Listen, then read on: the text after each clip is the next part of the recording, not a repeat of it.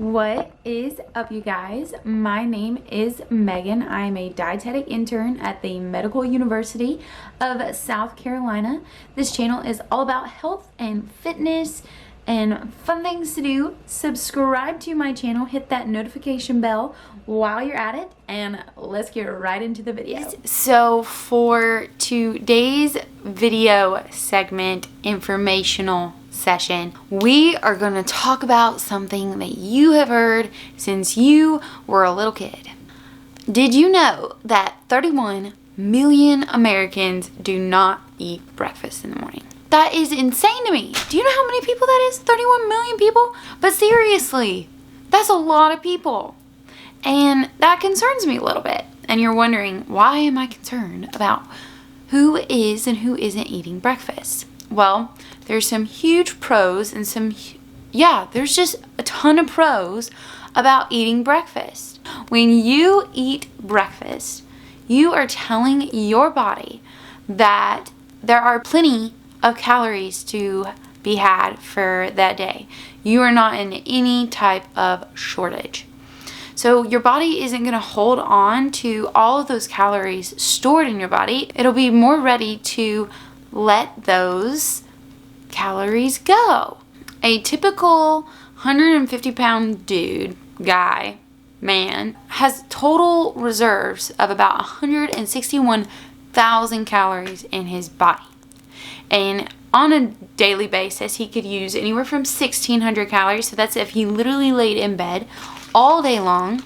Or he could burn up to 6,000 calories. Say you were in a marathon, whatever.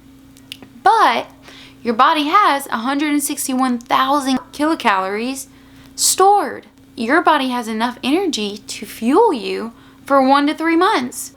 You're thinking, why do I need to eat breakfast?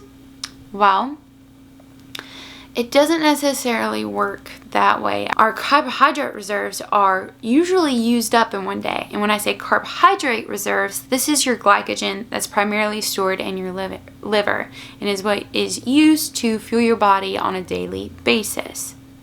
Your blood glucose levels must be maintained at a certain level to provide enough energy for your brain and essential tissues like your red blood cells.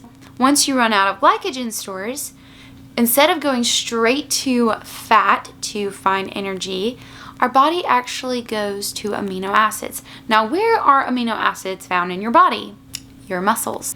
Your body actually begins to break down your muscle to provide glucose for your brain and your essential tissues. Potentially, if you don't eat breakfast, you could be breaking down lean tissue to fuel your body. And you don't want that. You want to get rid of the fat tissue. You want to keep the lean tissue. That's what makes you look good. In a recent study, it examined sedentary lifestyles and regular breakfast skipping. And they found that with regular breakfast skipping and sedentary lifestyles, so say you work at a job that you sit down all day, was actually associated with abnormal glucose fluctuations. Now, what disease reminds you of abnormal glucose fluctuations? Diabetes. If you are not eating breakfast, it's causing your blood sugar to get super, super low. And then when you finally eat something, it shoots up there. And it really makes it hard for your body to regulate things. It could potentially increase your risk for diabetes just because you won't get up and eat breakfast. To me, that's not worth it. It's also been shown that eating breakfast may reduce your hunger later in the day. So do all of y'all get that little spot in your day where you want chips, you want candy, you want something salty, you want something savory, and you just can't get it off your mind, and you go grab a Coke and a bag of chips, or you go get that cupcake at the stand down there, or you go and get a milkshake from your favorite place. I like Chick-fil-A's vanilla. And then you're like, well, shoot, I messed up. Well, honestly, it's probably because your body is starved of energy because you may have only had one meal today, and it's trying to make up for its deficit. Eating breakfast may also help you to just be on track all throughout the day. If you're not hungry, if you're not starving, then it's a lot easier to make that healthy choice to grab a yogurt and an apple instead of those Takis or whatever your fancy is. A lot of studies across a range of researchers have found that eating breakfast has been associated with a lower BMI, consuming less fat throughout the day, meeting fruit and vegetable consumption recommendations more often, a higher daily calcium intake, a higher daily fiber intake, and better performance. So think memory and attention. Regular breakfast consumption has been associated with higher intakes of micronutrients. I mean, think how many times we hear about vitamin D deficiency or calcium deficiency. A lot of times if you eat breakfast, it gives you another opportunity to get those vitamins and minerals that you need every single day. That's huge. They've found that eating breakfast regularly has been associated with a reduction of cardiometabolic risk factors. Eating breakfast protects my heart. You bet I'm going to eat something when I wake up in the morning. You got to fuel your body. And I know that you're like, well, excess calories leads to gaining weight. But if you eat breakfast and you sustain your blood glucose levels throughout the day but still eat in a caloric deficit, you're still going to lose weight. But you're not going to have those hunger cravings at 3 o'clock in the afternoon and then feel bad about yourself because you made the wrong decision. So how do we make a healthy plate? Include a protein, a carb, and a healthy fat. Somewhere all three of those are going to be intertwined in my breakfast so that I am not starving before I get lunch. So I'm going to give you a few examples. First, high fiber cereal sprinkled with some chia seeds, about a teaspoon, and then some low fat milk. Chia seeds have omega-3s, lots of healthy fats, have a little bit of protein. So when I'm saying high fiber, look for a whole grain cereal. So 100% whole grain. And then try to look for something that has less than 10 grams of sugar per serving.